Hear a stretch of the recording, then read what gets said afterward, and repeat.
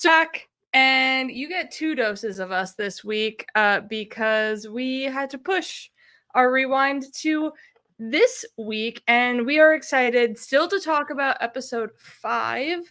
And we got a good chunk of examples and fun little Survivor Rewind facts for you coming hot off the presses. Is it really hot? I mean, I know we're a little late than usual, so can we say it's hot? But we made this episode today, so it's hot for us. It's true. It's true. McKenna, how did you feel about this episode? I mean, we've had a few days to digest it. Like, how did you feel it? Because it kind of feels like, to me, it felt like a bit of a turning point in the new era. Yes, we've been at this point where, you know, we've all come to accept the new era, but this is, again, with like this new twist. This feels like a moment that Survivor hasn't run out of all their ideas and still have good ones hiding in there. Yeah. So I like the twist. Excuse me. It's a little bit, it's different. We see things happen like this where there is cross-tribal interactions, but it's never due to a random draw for a challenge and having to compete together and work together and have bonds of like, oh, we did this. It's more like a summit situation, which we see in the episode that we're watching for the Patreon. So please become a patron of the Survivor Specialist. The link is right below us. And we're watching episode 3 of Millennials versus Gen X, where they have that summit. So it's different, and it adds a little extra element of maybe camaraderie or something, where like they wouldn't have that bond at a summit, or Thailand where you painted yourself and got to talk to someone. So it's like it's a little bit different and added a nice twist. And I don't know if we can always say that about the new era, where it adds a nice twist to the game.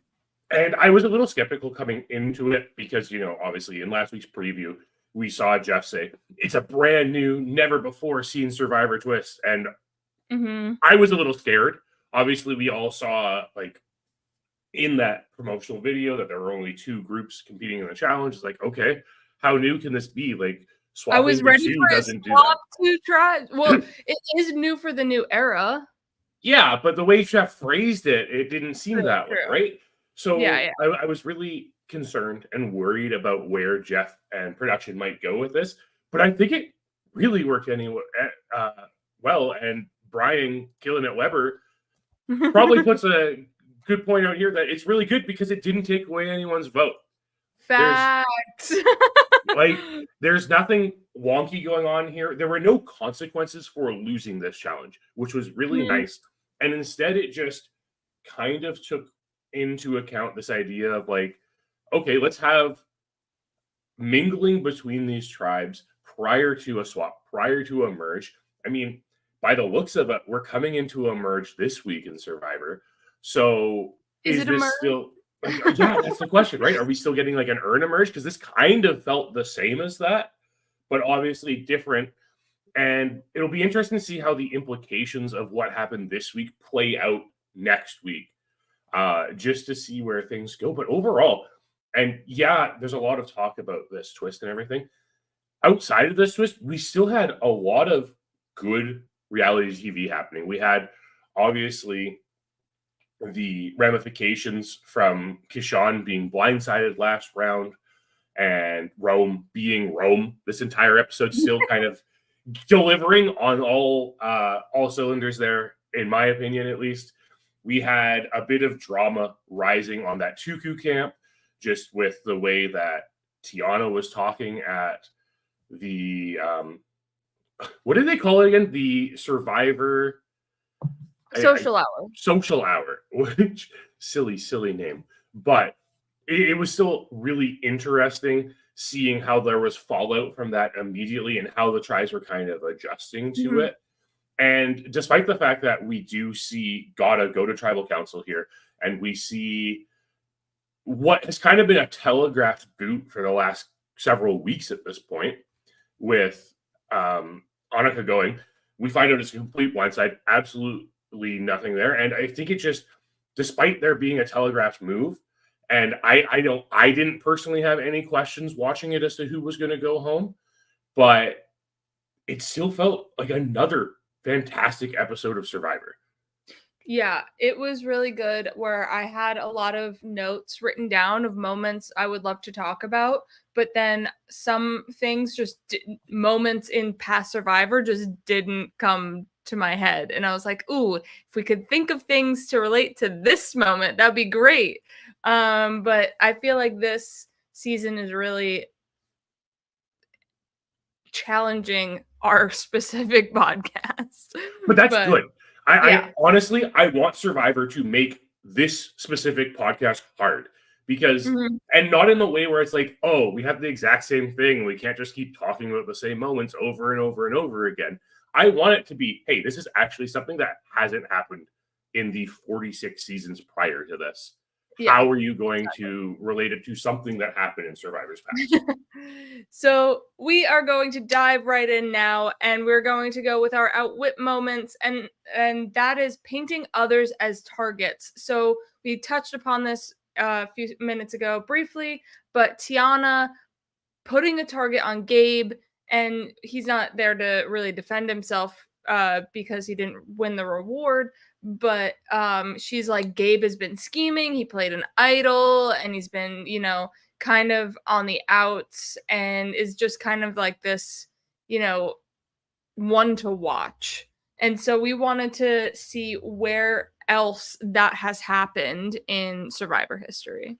Yeah, and I think obviously the more recent example of this, and we kind of tried to avoid new era examples, so we're not going to dive in too much, right? Is at that Earn the Merge in 43, where Gabe was just like, Ellie, right? And that is one of those moments where we do see this. It's very similar to what it feels like Tiana's doing, except it felt a little more graceful in 43. Now, perhaps that's a winner's edit coming in to perspective as opposed to not a winner's edit. It may be question mark. Tiana might still end up winning. We don't know how this is going to play out, although it doesn't seem like Sue's very happy about it. That's for sure. But because of that, like it was really interesting kind of diving back into this idea of painting targets and how different players have approached it in the past. And the example I want to take us all the way back to Guatemala, because Guatemala has, I think, one of the more interesting aspects of a situation like this, where it's very similar to what Kishan was saying last week about Rome and encouraging Rome to keep that tension up between him and Saul, which ultimately backfired on Kishan. But I think this is more similar to what was going on with Tiana here, because this was Brian in Guatemala realizing that Blake and his like frat boy storytelling, yeah, and his frat boy storytelling was just like rubbing people the wrong way. And like Brian said in the comment here, it's Danny's birthday. And again, surprisingly, this is another instance of tribes, for some reason or another, intermingling prior to a merge. And it's one of those rare moments where we get that.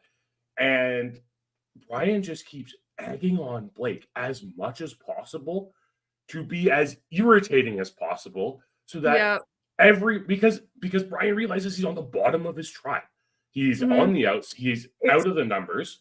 Yeah, him, Amy, and Gary. And Amy just keeps going, golden boy, to try and like egg that on even further. And Blake plays into it. Like, this is just a great early version of something that is like a very strategic move when like the early seasons aren't typically looked at as strategic. And I think that's one of the things that we realized looking back at seasons when we were trying to find an earlier example of this, was that you had threat painting, but it was never to the same extent we saw in this moment in Guatemala, nor to the extent we saw in 47, right? Where it's this forward-thinking motion of like building towards something in the future, where you have to just figure out a way to put that, I mean, as lack of a better word, right? Like you're trying to incept the idea into everyone else's mind that they are coming up with the plan of getting rid of this person because you're mentioning them so much and the target's just there. You understand it and you move towards it. And I think Brian just handles himself so well in this situation because he doesn't actually have to actively do anything, which allows him to sink into the background here. Instead, he just keeps motivating Blake to do the things that's already rubbing people the wrong way. Yeah, like Blake is telling a story, and then Brian just asks one like question of like, all right, so you like this in a woman? And he's like, yeah. And it's like he just asks one simple question, and it like furthers the hole that Blake is digging himself into. And I know there are some differences between these moments, especially because Brian's trying to do this for an immediate response, whereas Tiana is clearly setting up for a future here because there is no implication of a merge at this point in 47. But the fact that Blake is doing this in a situation where everyone is together just means like, you know what? Even if I do go down, at least I'm taking Golden Boy down with the ship. Yeah, exactly. Exactly. So then we have my moment. I'm going to one of my favorite Survivor moments of like all time, and it's Tyson just digging Aris in a hole where he wants Aris to always be that target in front of him. It's at the swap. He kind of does it like at the OG camp, but not really, because a lot of the favorites are like playing into Aris, but he really wants to get the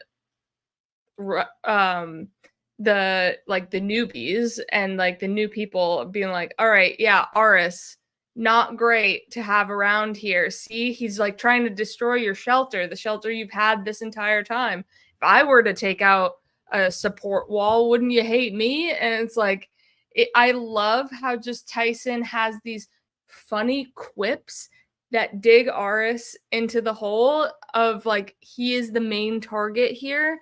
And it's just funny rather than like, hey, Gabe played this idol. It just gives it a different twist of unassumingness that only Tyson can do. Yeah, and I think the most impressive thing about the way that Tyson approaches this situation is it's never just like, oh yeah, by the way, Aris is totally the leader. It's this subtlety of always asking Aris's opinion in a group setting so that Aris comes across as a leader. And again, like we're talking about Tyson Apostle in a winning game. Like we know what's happening here. We know where he's going and everything. And again, like you said, it's comical. Like there's this levity to the way that Tyson approaches it because it's Tyson, right? Like that's just the way that his character I don't think comes anybody across. else could have done it the way Tyson did. I think it would have come off a little bit like ruder, and people just slough it off because it's Tyson. He has this character arc of being like the goofy guy in the toga, voting himself out of heroes versus villains, now is here for blood versus water, and broke his or dislocated his shoulder, and is just like so unassuming this entire game. And now just being like, oh yeah, Aris, that guy, always like doing the right things and like being Mr. Hero, great at challenges, and doing crap around camp. It just like is such a unassuming and beautiful moment to try and like build Aris up, because Aris does have a target because he is a winner, but it's just elevates it a little bit further into something Aris may or may not actually be doing.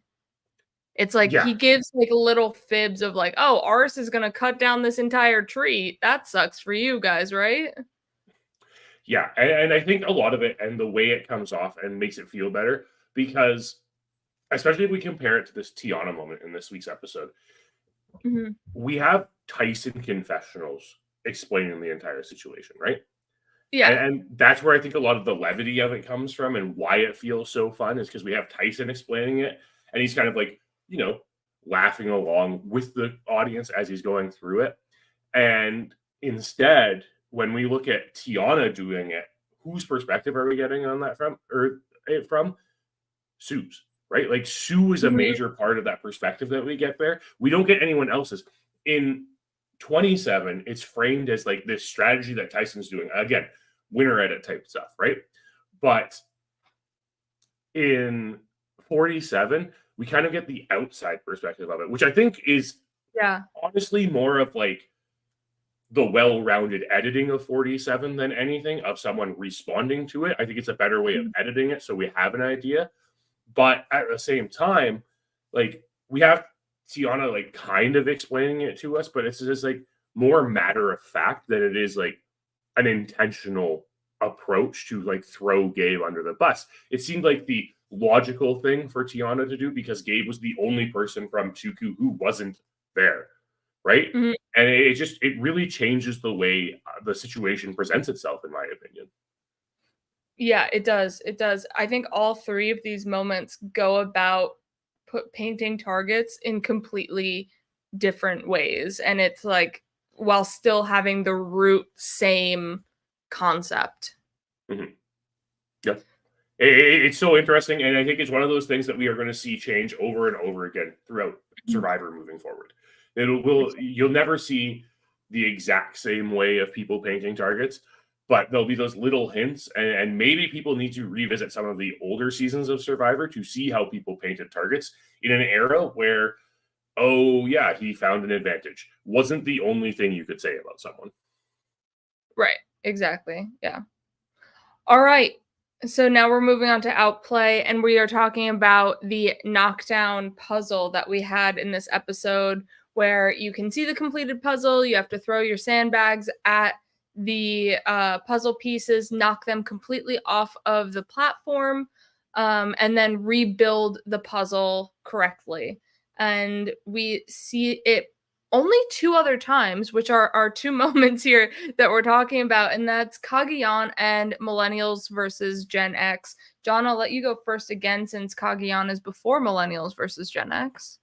Yes, it is. And this is the first time we ever see this challenge. And in that season, it's just a reward challenge. It's actually the final 6. It's pretty late in the game that we see this. The remaining 6 are divided into 2 groups. One of Cass, Spencer, and Wu. The other of Tasha, Trish, and Tony. And it's different than this. There isn't anything leading up to it. It's literally just this knock the puzzle down, put it back up. Except there's a little bit of a twist on it where you are knocking down your opponent's puzzle as quickly as possible. And as soon as one of the puzzles is completely knocked down, you switch and then you start building your puzzle up. So there's this incentive to knock the puzzle down as quickly as possible, just so that you can have a head start on the puzzle, on your own puzzle moving forward. Yeah, I like this idea so much better than just the knock down your own and rebuild it. I think it's so fun, but it does have to be basically the entire challenge or the starting piece to the challenge. And you can't do it like they did here or in Millennials versus Gen X.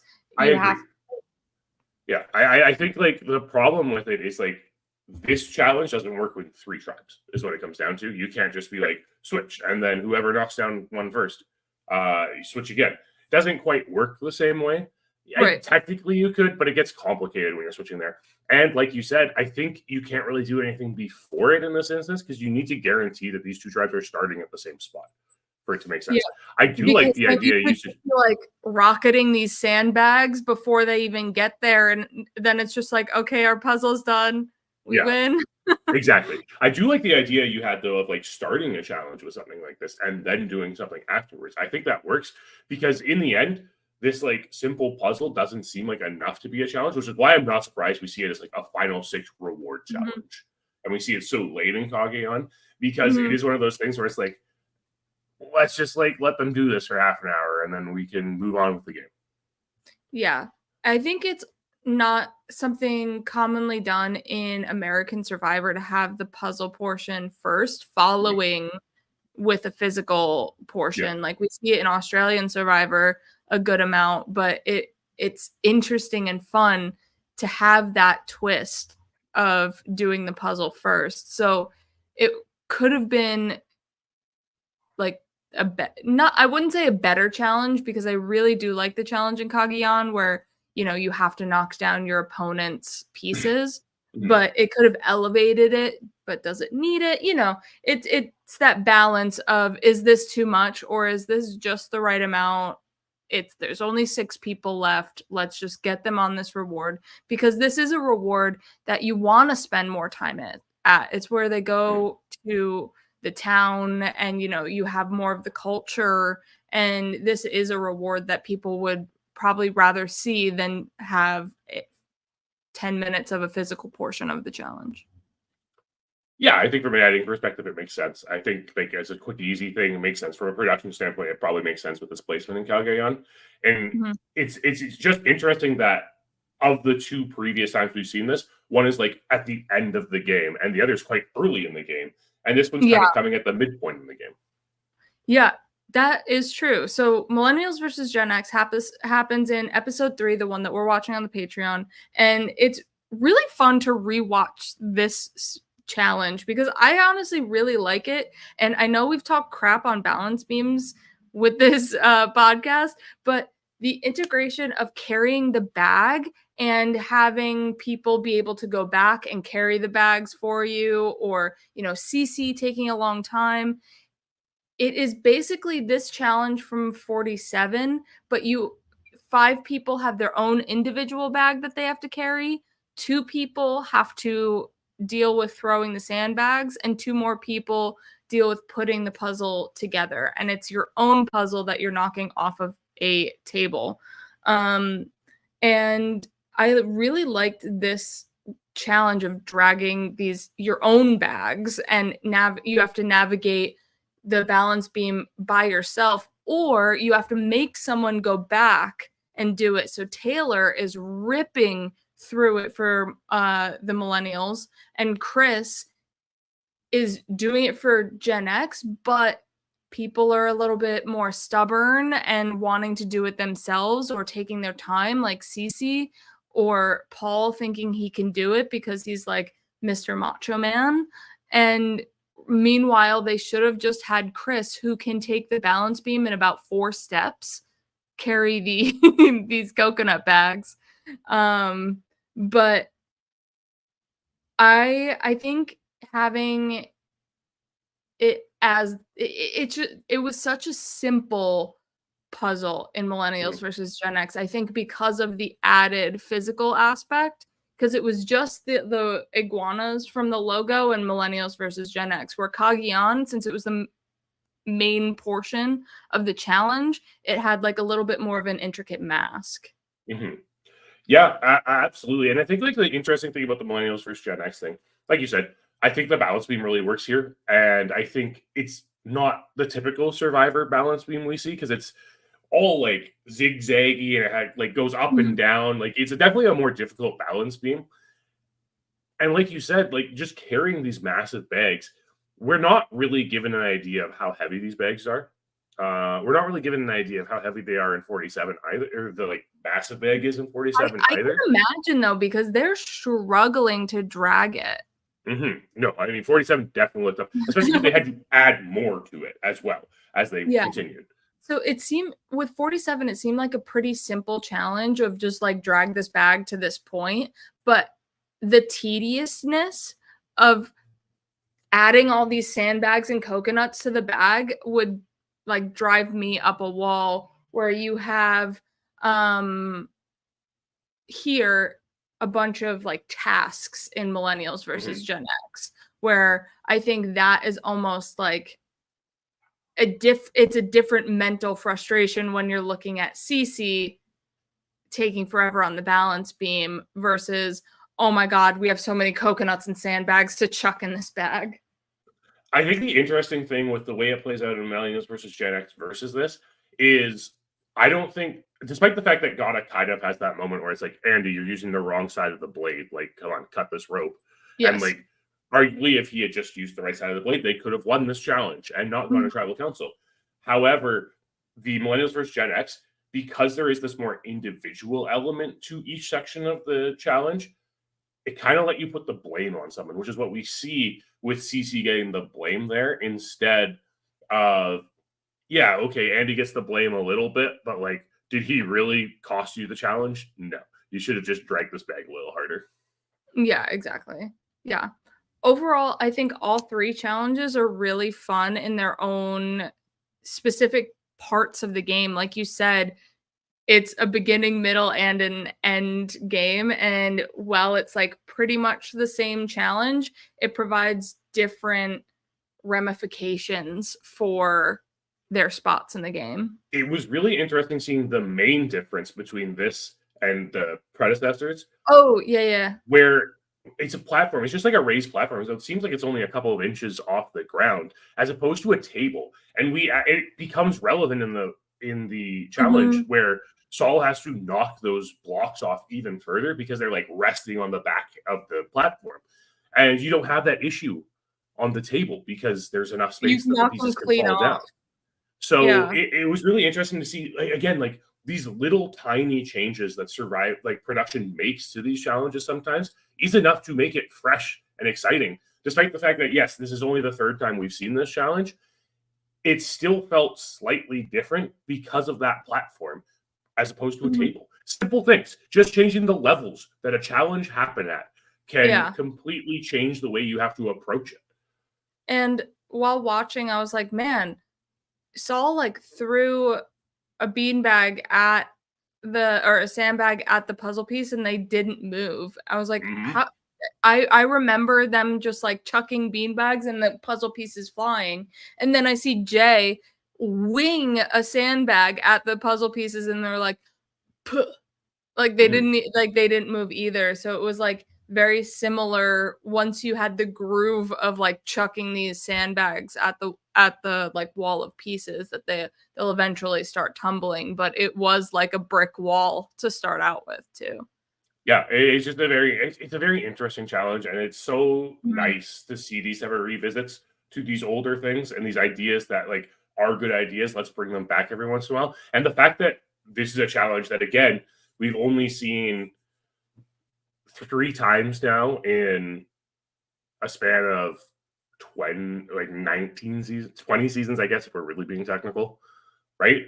And that those seasons with 28, 33, and now 47, like it does feel like as much as we do get tired of recycled challenges every once in a while, uh, it is nice when we get a challenge like this that we have that memory of quite well, mhm, and it's being spaced out because there are enough survivor challenges. They could just rotate challenges all the time, but they by doing this, it adds a little bit more of this idea of like you never know what to expect in the challenges.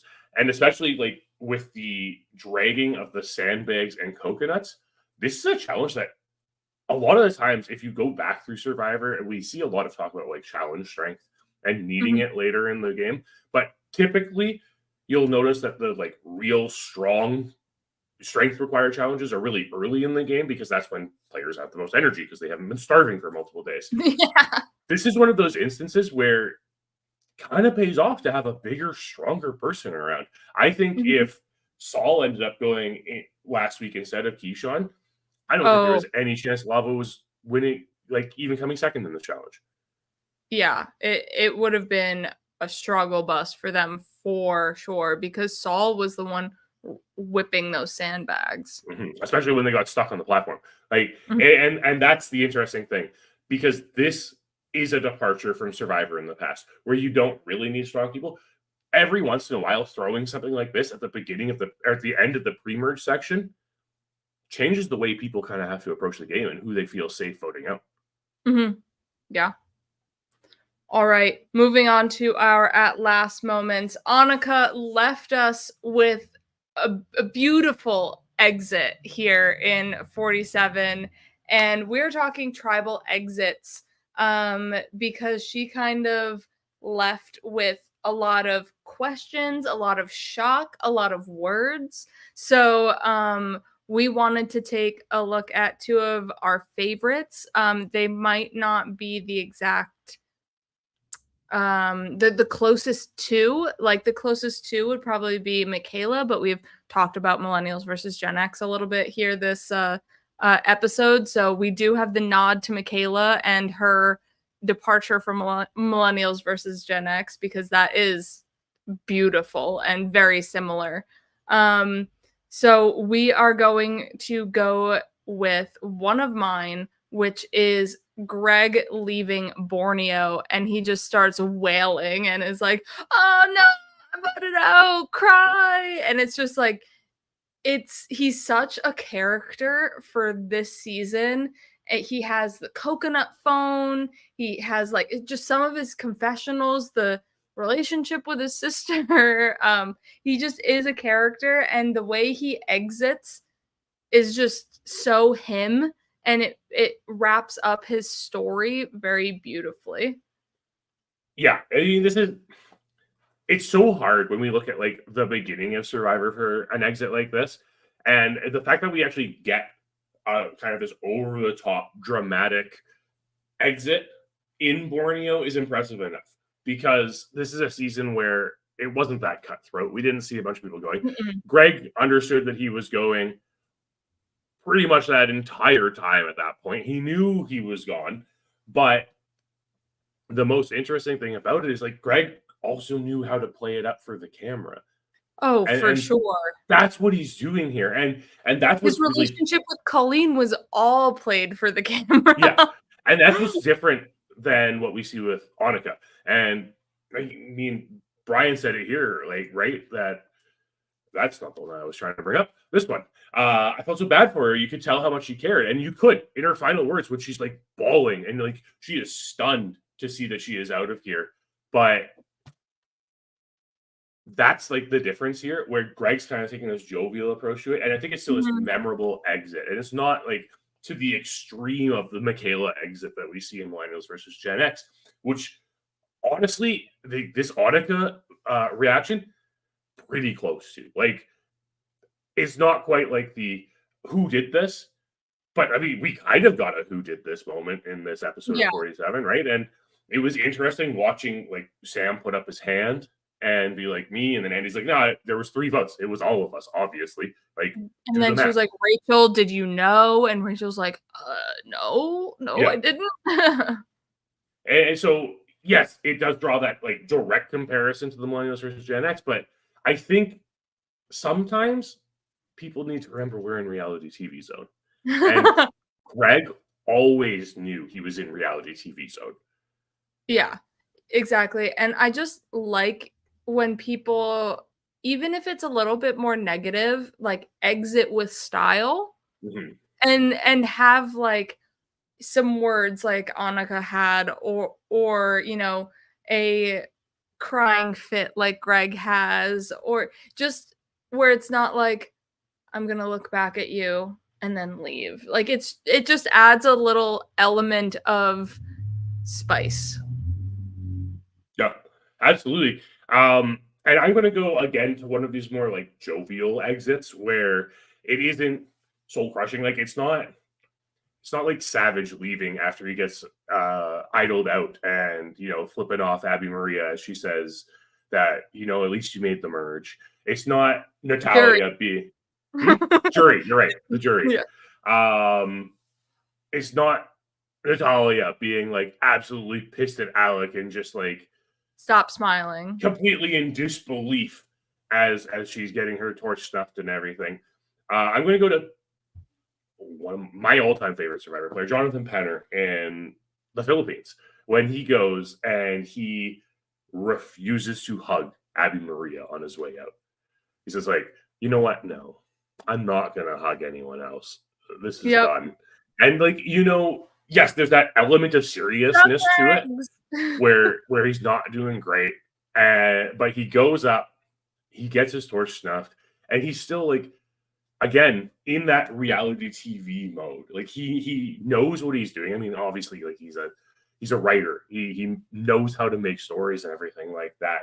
So he gets his torch snuffed and he walks out and he's whistling the tribal council music as he leaves.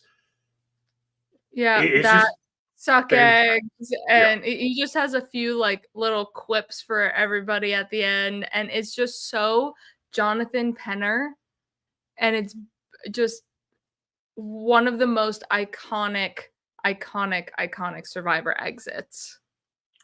Yeah, and it's not even like the most iconic exit from Philippines, because that season has some interesting exits for sure. We got some final words from Jeff Kent. We have obviously Dawson going up and just kissing Jeff. Yep.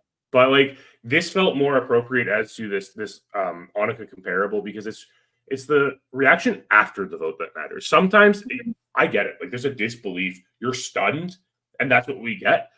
It's nice when we get this little bit of character, and that's what we saw from Annika. And like Brian said, right, you tell how much this meant to Annika. Yeah, I like that in my survivors as well. I like knowing that people care. And does it suck seeing her like bawling in her final words? Absolutely. But at the same time, she cared, and that's what we want. Yeah, that's what we want. And again, that's why Survivor has just been killing it with their casting lately. Like these are the kind of people, we're getting emotion from these people as they're leaving the game. That's good. That is, I think, a keystone in casting a good Survivor series season and knowing you've done it well. If people leave and they don't have a response to it, that means they don't care. I want to see people care about this game, and I'm so glad we're getting that from the 47 cast. Yeah. I know we tell you to watch a lot of things like the episode, but watch Peridium's video of top 20 most iconic Survivor exits. It is great, and it was John and I watched it to kind of refresh ourselves on some of these exit moments, and it's just a really fun, good video. So give that video a watch after listening to this.